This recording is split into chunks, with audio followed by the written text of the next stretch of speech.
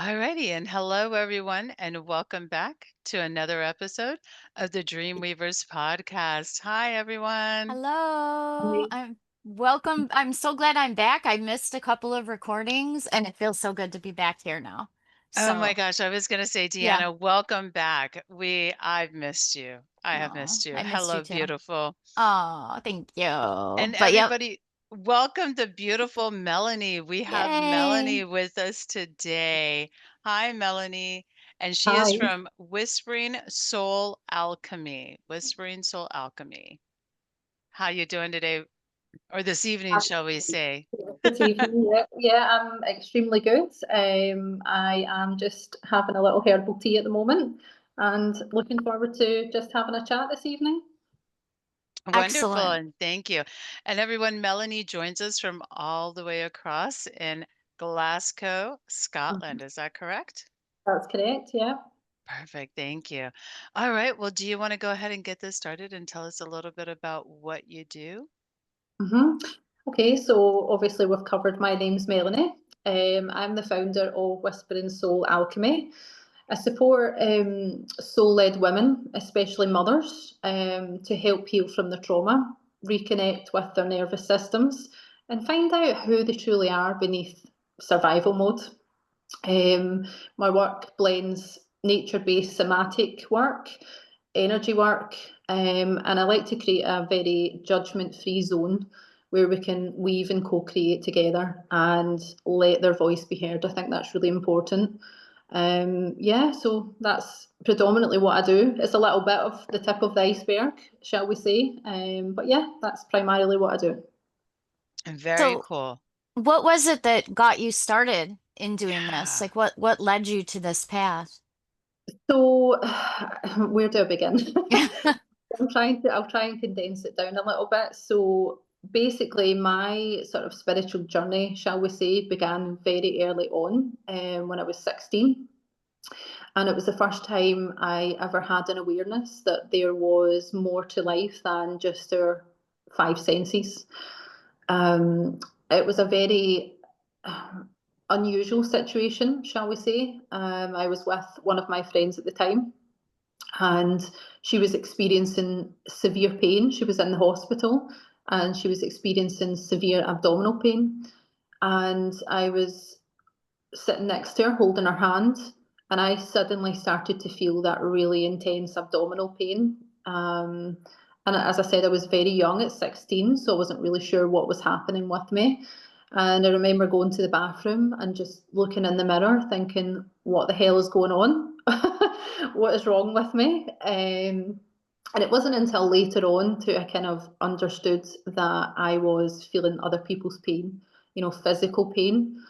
And when I discovered that, it led me down a path of, sort of trying to figure out why this was happening. So I began sort of researching. I remember joining groups that were about empaths and all of that kind of stuff. And I guess that's kind of led me down where I am now. So from that moment, it was a pivotal moment that kind of got me sort of understanding more about spirituality, what it meant for me personally, all these different healing modalities that were out there, different things. So it kind of that was the pivotal moment, I guess, that led me down the path of spirituality. Since that point, I have been through many, many, many different life lessons along my journey. Too many to kind of condense into a small conversation, but my main one I would say is being a mother to a child that has, shall we say, he's neurospicy. I like to use that terminology rather than anything else. Okay, so he's a very gifted and special child, but he's also my greatest teacher in this lifetime. He he's tested my patience to the limits. He's showed me what unconditional love truly means. He's such a special soul. And a lot of that work has led me down to this path as well, because I am very passionate about helping others who may have been in the same situation that I have been in for a lot of years. And then, you know, my love for nature and the somatic work has always been that nature has held a very strong, I've always had a very strong connection with nature, shall we say. It's always held a very sacred place in my heart. Nature's been somewhere that when the world's always felt too much, I could just go in and be held by Mother Nature. And it's where I learn to ground my energy. It's where I learn to connect on a deeper level with myself, with Mother Nature, because we're not separate, right? You know, we're all one. So I would also take my child there, and we would learn ways to reconnect together. And those memories and those moments now are something that I cherish, you know, and I feel so blessed to have had those moments with my child. So again, the nature work is kind of based upon that.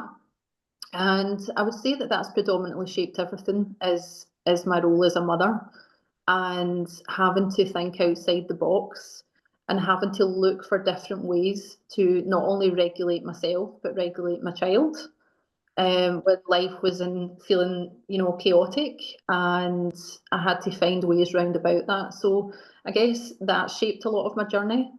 Um, and yeah, so I mean, there's a lot of different things, but I would say that's the main ones. Wow, that Okay. is a journey. That is a journey. And I really like the term neuro-spicy. I Yeah, think that that you know it kind of lets people know that yes, it's something, but it's something that we can deal with and we can enjoy, and learn. Um, absolutely. yeah, yeah. Yeah, So is that yeah. because your child has is neurospicy as you call it and Mhm. has different needs? Is that how you got into more of the mother and parenting side of the spiritual assistance, or how did you get into that a little bit more? Yes, very much so. So I distinctly remember there was a time in my life where I felt very alone. I didn't feel like there was any support system out there. Ah, I didn't I feel was there was wondering. anybody that really understood what we were going through as a family. To put it into perspective, I don't really like labeling children, but just for the sake of this understanding of this conversation, my child is autistic and ADHD, but he also has something called pathological demand avoidance. Now, this is something that's not widely spoke about. It's not something that's as well known. Basically, PDA is a profile on the autism spectrum, and what that inherently is an anxiety-driven need to always be in control, to feel like if you're not in control, you will have complete loss of autonomy. So it can be challenging for the obviously the child, but it can also be challenging for those around the child. So I felt that because the PDA didn't have maybe as much research into it, it didn't have as many support groups. The ways in which you would typically manage the behaviours was not working for these children. And I just felt so alone. I remember just thinking, you know, this is why am I here and have no understanding of, you know, nobody has understanding of what I'm going through personally. And that was the catalyst for me, not only trying to find ways to help us as a family, but to then help others who have been in the same situation. Perfect. And what do you find? So when you help others, how do you help them the most? Like, are you helping those kids like with their ailments and healing them per se, or are you giving them coping tool or like, yeah, just what does that look like?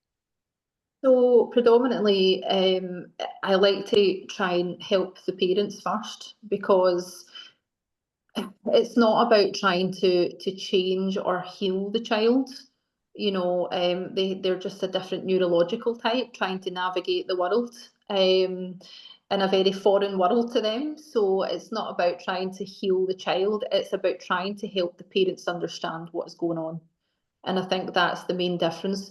You know, knowledge is power. So once you understand what is going on with your child, you then come from a much more compassionate place, which then helps you understand, okay, so this child's not just acting out, you know, this child's not doing these things because they want to do these things. It's part of who they are and it's part of their identity. So then that kind of leads you down the path of, okay, so what does that mean then? Does that mean that I have to try and make accommodations for that child? Do I have to try and learn how to manage and cope myself?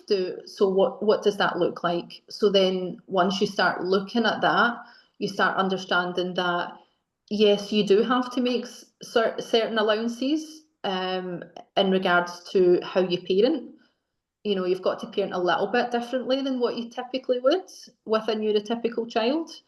So again, that's about helping the parents understand that this isn't something that anybody, you know, because I've been there. I've sat in victim modes and thought, why is all this happening to me? Why do we have chaos in our house every day? Why is all these things going on? You know, and it took for me to get to a certain point to realise that A, I'm not a victim of circumstance, and B, this is actually helping empower me and others and supporting other people that genuinely need it. So yeah. Perfect. Thank you. That makes a lot of sense. Yeah, it sounds like you're really bringing a lot of hope to a lot of people who maybe are just, like you said, they're just not aware of the coping skills. Mm-hmm. Um, I think that's really important. That's awesome that you're doing that. Yeah, That's wonderful. Yeah. Yeah, that's I mean, the thing is, if you're not, if your nervous system is constantly in high alert all the time, you know, you're exhausted, you are putting all your needs last, you're not filling your own cup up because you're constantly catering to the needs of your child, which Mhm. every mother does. You're just constantly being on fight or flight. You're in hypervigilance, constantly looking out for dangers, potential dangers, you know, and that's not a great place to be in. You know, you can't parent to your full capacity by being in fight or flight or survival mode. You just can't. You know, you Mhm. need to be in a position to be able to help yourself first. It's like the old analogy, right? You go on a plane and you've got to put your own oxygen mask on first before you do for your child. So it's the same thing. And I had to learn that the hard way. And I made a lot of mistakes along the way, you know, so I'm not perfect, nobody is. But if I can help other people and maybe help them navigate through this and maybe have some shortcuts to where not make the mistakes that I did, then that's got to be a good thing, surely. Absolutely. I agree. Do you do this online or do you have support groups or one-on-one? How do people access you for So that? normally, a lot of the time it was through word of mouth. People were talking about, you know, I would just talk about my experiences, and people would resonate with it and say, "Oh my goodness, that makes sense to me. I understand that," you know. And then we would get talking, and before you know it, there would be help there. But at the time, obviously, I wasn't really doing sessions. It was more, you know, being brought to my awareness all the time that there was things that I personally could do to help others, give them ideas, you know, give them some tools to help work through things. So it wasn't really, at the time, it wasn't really based upon, you know, clients or any of those things. It was based upon my heart wanting to help others. So that's how it started. Now we're at a stage where I do have a few clients that are working with me for other things, you know, but they also have children with PDA. And I don't believe that that's, you know, I believe that that was aligned through the universe, you know. So all these things happen for a reason, don't they?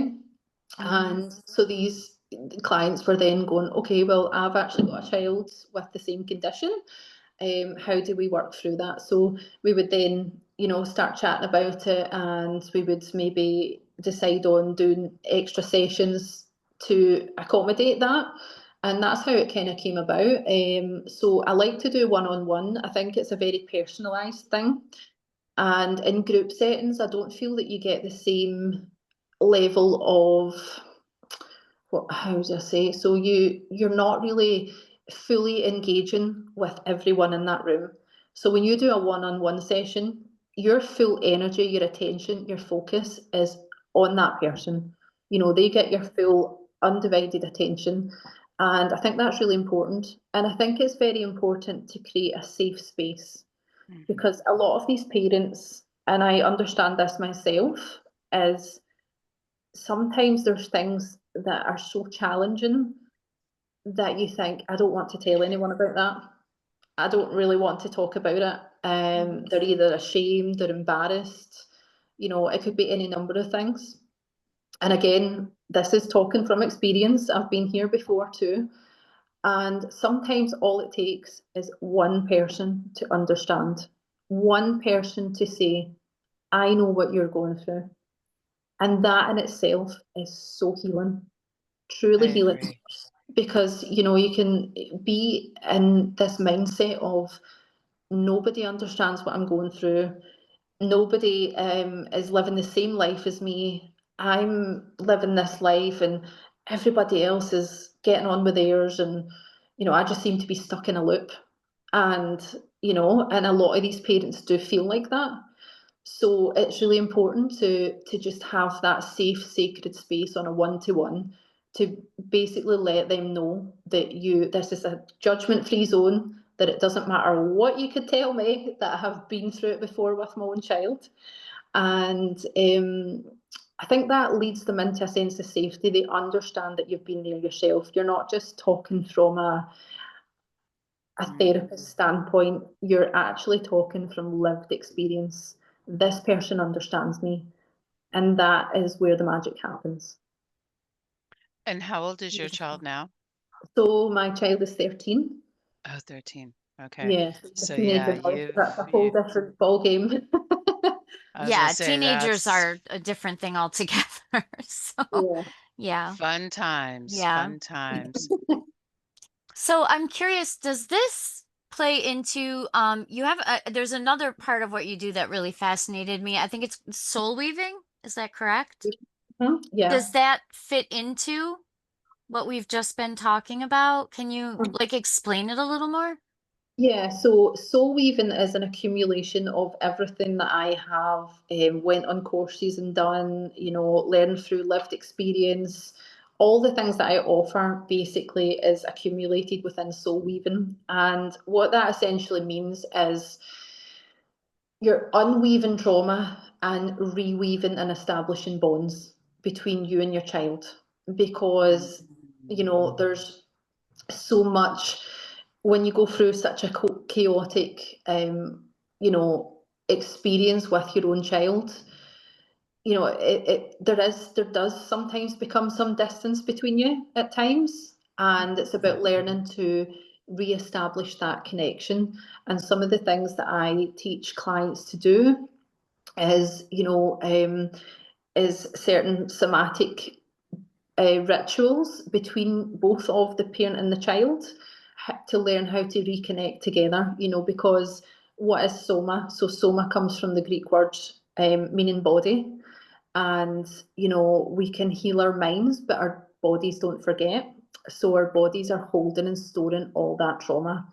So I like to do a lot of work around that to help, parent and child regulate their nervous systems and co-regulate together. Sometimes children that are neurodivergent don't can't often self-regulate. They need to co-regulate first before they can self-regulate. So this is something that I teach a lot of parents to do and help them understand that that's the foundation and the building blocks for helping that child to then self-regulate. So that's kind of what it's based upon. I'm actually writing a book about it just now. Yeah, and I'm hoping that will be out by the end of the year. So fingers crossed. Perfect. Yes. Yes. Congrats. And is So, that oh, based on your research? So yes, it's based on lived experience. and it's got a little bit of our Yeah, your story. experiences and researching that you've done through this. Yeah, absolutely, and it's got a lot of self-help, and a lot of those somatic body things that I teach people is what's partly in the book too. So there's a lot of things, tools to utilise to help reconnect the mother and child bond, or father and child. It doesn't, parent and child.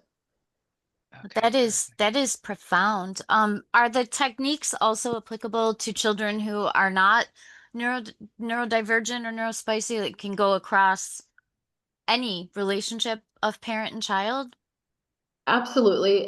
These practices are something to re-establish and connect the bond between any parent and child.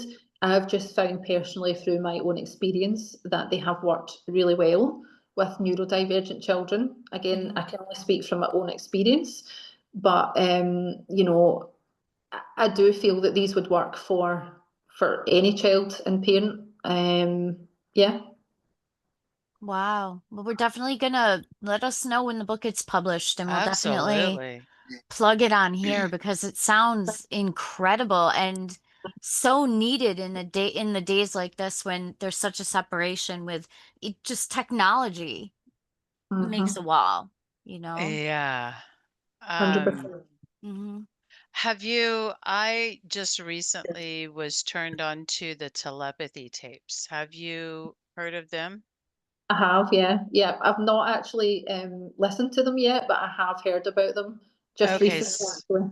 so you understand the premise, and I was wondering if you happen to have any connections like that with your son. So obviously, as I said, I haven't listened to them, but from my understanding, obviously, it is that they all connect from a central place. Is that correct? Yes, so Deanna, have you listened to him yet? No. Okay, that's okay. Yeah, so basically what it is and what they're coming this lady Kai Dickens, she actually comes and she is researching more the autism and nonverbal, the ones that they call spellers. Yeah. And so she's coming to learn how they're actually communicating telepathically. And she hmm goes on all in through that and everything that she learns through that. I'm not going to tell the whole thing. But it's a long series of how that. And so I was just curious if you've had any experiences, like if you can hear your son in your head, yeah. Yeah. Yeah. So I'll give you an example of that. So Are when, they, so is your child verbal? yes, my child is verbal. Yes, my Okay. child is what you would consider high functioning. Okay. So just to give you an example, so I mentioned earlier about my fiance. So we used to joke around about how any conversation we had, my son would then suddenly bring it up in some way, somehow. And we Mm. quite understand how he was managing to do it. Obviously, we did understand that there was a spiritual component, but we weren't really sure how he was accessing that. And so one day we decided to test that theory. And he said, okay, let's think of a random word. Let's just think of one random word off the top of our heads. What will it be? And he said, okay, let's go with pumpkin. So that was fine. So the very next day, I remember sitting in my living room, and my son was very young at the time. And I remember him pointing towards the TV, and he said, look, it's a pumpkin. Wow. And I just thought, okay, so our theory's right. He's picking up on things that we're talking about. Mhm. Mhm. And he did that very often. So Mhm. obviously, I mentioned previously that my fiance was geographically in a different place to me, and we would have conversations about things. And he would also pick up on things that my fiance had done the day before, and he Oh, would wow. say, so he would say things to me like just randomly. So he would speak a lot of American words. So obviously, because he picked up a lot of American words, and he would say things like, I'm just going to go out and play in the backyard. Okay, now we don't say that here. We call it a garden. Okay, so he would say, I'm going to go out and play in the backyard. And then my fiance would come on the phone and say, "Oh, I was actually playing out in the backyard with my granddaughter today." Oh my gosh. Yeah, so he did it quite often. He still does it now quite a lot. He's very highly psychic, and he can pick up on the energy of a room in a heartbeat. He's very, very in tune. He's an incredibly gifted child. Mm, that's really cool. Wow. Explain to me more about and remind me what PDE stands for, and tell me a little bit more about that because I'm not familiar with PDE. Okay, so it's PDA, so Uh-huh. Papa Delta Alpha, and that stands for Pathological Demand Avoidance.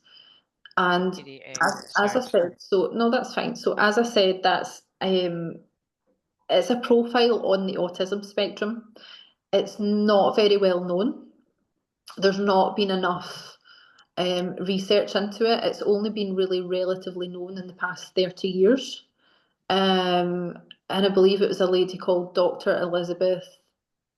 Do you know what, I'm sorry, the last name totally eludes me, but That's this okay. lady was a psychologist and she started to notice that there was a distinct difference in some of the behavioural patterns of the display of behavioural patterns that these children were exhibiting. So she started to do a lot more research into that, and it was more of the understanding that it's an anxiety driven need to always be in control.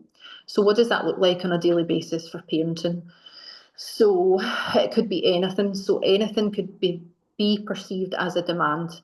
And this isn't just other people placing a demand on you. So, I don't like being told what to do. So, I guess, you could say, oh, well, that child just doesn't really like, like being told what to do, which I can understand people would see it that way. But it can also be that child placing demands on themselves or perceived demands on themselves. So what that would look like is maybe that child wants to have breakfast in the morning, but suddenly their body's telling them that they can't have breakfast, that they just can't do it. I can't eat breakfast. And what happens is obviously their cortisol levels come up, their heart starts beating fast, they exhibit all the anxiety symptoms that you would expect from someone whose, anxiety is sky high.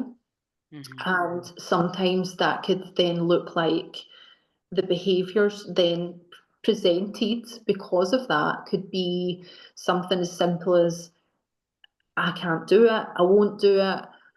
Or it can even be as something as extreme as, having quite a violent display of behaviour, depending on how high the perceived demand is. So yeah, I mean, it can be quite extreme for a lot of parents, Hmm. and that can be very challenging and difficult to navigate. So there's a lot of different ways that you can kind of navigate that, and one of the ways is to tone is a hugely important thing. So your tone can dictate that fight or flight response within I'm that sure. child's, autonomy. And things like, how would you word it? So instead of saying something like you would normally say to a child, like, your breakfast there, go and get your breakfast, we need to get ready. It could be more like, the cereal is in the kitchen, just thought I'd let you know. Okay, so it's like how you word things, how you say things, um, that your tone of voice, all these things are things that can be changed to make your life a bit more of a habitable living environment. So it's small things like that, small changes that can really help with the circumstances. Yeah, it de-escalates before it escalates, basically. Yeah, everything is about kind of putting fires out before they Hmm. become a blaze, really. Right, right. Hmm. Wow. Wow. I know my mind Yeah, is like, oh, that's genius. And I can it's see that being applied in different situations, not just, particularly with the Neuro-Spicy kids, but I can see that as almost a de-escalation Mhm. for almost any situation. I mean, you get oppositional defiance disorder, or you Mhm. get the um the cluster B personality disorders. I can see how those might work, those techniques would work there too, because you're you're not taking the power from somebody who already feels that it might be taken at any minute. Even, Absolutely. yeah, even with people with just extreme anxiety disorders, I can see how that might help also. Holy Mhm. cow, that is huge. Wow. Yeah. Wow. And we'll figure out that book and we'll have it in the show notes. So if anybody is watching this right now out there, scroll down, you'll see the title of the book. We'll have it there for you. Well, do you have a title to your book yet? Yeah, so it's called soul weaving, and it's Oh, called, okay. yeah, it's called soul weaving, reconnecting. Well, I'm not quite sure about the bottom of it yet. I'm going to do a title and then a title, but I'm not quite sure what that looks like yet. But it's definitely going to be called soul weaving. Okay. Yeah. Okay. Perfect. And then you mentioned an author, Elizabeth, or a scientist, is that right? A Yeah, researcher? so it's Dr. Elizabeth. Let me just double check that while I'm actually on here just now, and I will tell you exactly who that lady is. Can you still see me on the screen? Yep. Hmm. Okay, Absolutely. let me just Well, Oh, your face went away, but we can still hear you, so it's okay. I'm just trying to find that lady's name. I appreciate. um, Okay, wow. so I the I lady's always name is Elizabeth Newson, Professor Elizabeth Newson, and she's a British developmental psychologist. And she was sort of the lady who kind of started this work and recognised these children and their difficulties. Wow. Wow. How important it is. I think there was so many years that things went missed or were just written off as behavior problems versus maybe anxiety, like you're saying, or processing or whatever it is that just makes it that much harder for the child to communicate what it is they need, or for the to just make that match, like you said, for the soul weaving to bring it back and reestablishing that connection. But for Mhm. so long, those connections weren't there. Yeah, and I think as well, the reason why I want to bring this book to light is because I also am looking at things from a spiritual standpoint. You know, Mm-hmm. some of these children are all coming in at a very high vibrational frequency right now to this earth. And Mm-hmm. a lot of them, that's why they're not coping very well, because they're coming down to this dense 3D reality. And, and they're very much struggling with that, a lot of them. And they're just so gifted and they don't want to fit into society's norms, nor should they. They want to come here and be the system, the matrix breakers. They want to come here and totally change the narrative and the way things are being done. And I do believe these children are going to be the people who do that. I really do genuinely believe that. Oh, I'm right there with you on that. yeah. We're so far beyond the indigo children. I think, I don't know, there's different terms for the newest ones coming in. I think it's Crystal Children is I the think, latest yeah, one. that's what I think. And to just to be ushering in the ascension and ushering in the new ways that, harmony and all that, but to carry that knowledge from the beginning must be difficult. And I can see where that would be so hard. But, we talk about the telepathy tapes, we talk about your son being able to do that and just witnessing that and seeing where the world is headed.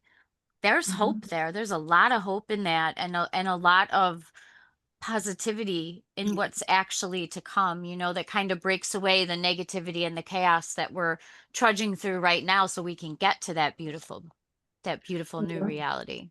Well, and I think so many of us are finally starting to wake up and realize that all of and we're trying to get more and more people there, but I think over let me back up and say this from my perspective. From my perspective, I think over give or take about the past 7-ish years, there's been a switch in people's minds to where we start looking at these kids who are super what's the word I'm looking for? Opposite, Deanna, the word. Inner instead of extrovert. Introverted. Extreme introverts, right? I know, like I could say I was thinking sometimes. that, I just didn't say it. Apologies. Anyway, here we are. But over about give or take the past 7 years, with so many people becoming so introverted, not wanting to speak, their anxiety is off the roof. They're sheltered. They're this, they're that. Society has had a really, really hard time wrapping their brain around those kids, and all they want to do is shun them, shame them, and judge them. Yeah, and put them into a system that they're not designed to be in either. Right. Instead of waking up and I you know what? And I'm here to say I was one of those people too. I really was. I was one of those people for a moment. Um Actually, I didn't really think about it, but when I was a teacher and I remember talking with other teachers going, "Well, how do we get them out of their shell?" And that's when it really occurred to me, "Oh, what do you mean get them out of their shell? Don't you guys get them out of their shell?" Mhm. And that's when it really occurred to me that so many other people were having a hard time reaching these people. I thought they were on my page and it was just taking them longer. Like Yeah. instead of like, I can get somebody, as a rule, I can flip somebody pretty quickly. Give me a little bit of time and I can flip somebody to be more in alignment with thinking. I can teach them the word compromise, and from compromise, we can move forward, right? These kids, I'm talking, they take some months. They're Mhm. like, "Oh, no, we're not talking. We're not having anything to do with you for months." And I Yeah. was like, "Okay, well, that's new." But it all goes back to the same thing of just continuing to show up, continuing to be there, and, your own consistency. Yeah, And 100% being present in the moment, completely but present at the moment. and the other thing is once you do get there and they do, as somebody said the other day, I think it was Brandy who said, once it cracks and the light is let in, ah, the Yeah. things I learned, Mhm. the things I learned, and how amazing they really are because their brain is just off the charts different. And I can learn so much from them. And I say it all the time, I swear I learned more from them than I did, you know, Mhm. anybody else a lot of times. It was really awe-inspiring to be honestly. So I'm Yeah, sure you get that. I've always said that my son is my greatest teacher in this lifetime. He really is. He's taught me Mhm. so much, so much about patience, so much about unconditional love. You Yeah, know, the lessons have been endless, but in a really beautiful way. Sometimes a very difficult way, but nonetheless beautiful. Because it's our journey, and it's beautiful to me, even though at times it's been incredibly difficult. I still yeah. cherish and honour the journey that we signed up for to come here Mm. and do this work together. Yeah, Yeah. because there's beauty in all the disaster. Exactly. Well, also it's led to helping so many other people. And yeah. Yes. Yeah, because our first observation is, "Oh my God, what the F?" "What's going on?" Our first knee-jerk reaction is disaster. And then you Mhm. realize, "Oh, it's really not. Look at this and look at that and look at this and then da da da da," and it just grows and like, look at you now. Yeah, that's so, oh my gosh. Amazing. I'm so yeah. Okay, so if you had to leave anybody with anything, what would how about this? Actually, I have a different question. This just came to me. Top 3 tips for parents out there who might have a neuro-spicy kid in their life. Top 3 tips that you would like to share. Okay, so first one would be patience. Well, because I'm gonna need a whole lesson on how to get to that one. yeah, that's not an easy one to get. You know, I'm just saying I might need a whole lesson on just how to get to some patience parts. Yeah, Go absolutely. ahead, Melanie. I would say that patience is at the forefront of everything. You know, you have to be patient. Sometimes as neurotypical people, we want to just go X, Y, Z. This is how it's gonna be, and then it's never that way. So it's about a learning patience.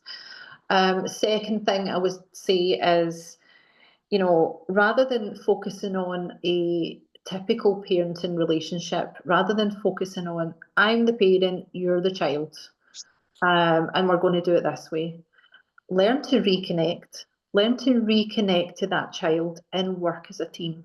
You know, it's about compromise. How do we compromise? How do we still achieve the same goals, but how do we compromise that both of us are happy, healthy, and able to navigate this forward? So compromise is a big one. And third one I would say is, you know, that typical parenting handbook that everybody tells you that you should be working on, you Mm. know, from you know, from your parents or other, you know, other women. Just, you know, rip that parenting handbook up and throw it out the window. Yep. It's about finding your own way, what works for you, you know, because what works for someone else isn't typically going to work for you. So it's about finding how do we figure out what works for us as a family. And I think that's the most important thing here. And you know, we said free, but one more I feel is really important here is learning to not take other people's opinions of your parenting personally. And that was a huge one for me. I used to take it so personal when people would maybe say things like, he's just, you know, not doing as he's told. He just is naughty. And if you just, you know, gave him more firm boundaries, then he would be, you know, a better child for it. And it used to make me so angry. I used to be so triggered by that. And now I just kind of laugh inside because I just think you're not living my life, you know.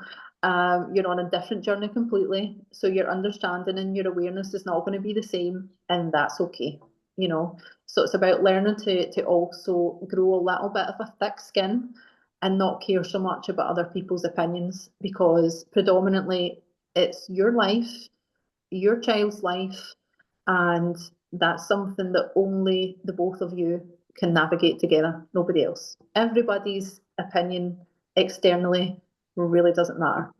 So just let it go. So yeah, that's what I would say. I love that last one because that's applicable in so many different situations. You know, my children are not neurodivergent, but it certainly didn't mean that they were not challenging. And one of the things I really had to learn as a very young mother was this is how I'm doing it, and I don't care how many ladies in the grocery store give me the evil eye because of what I choose to do.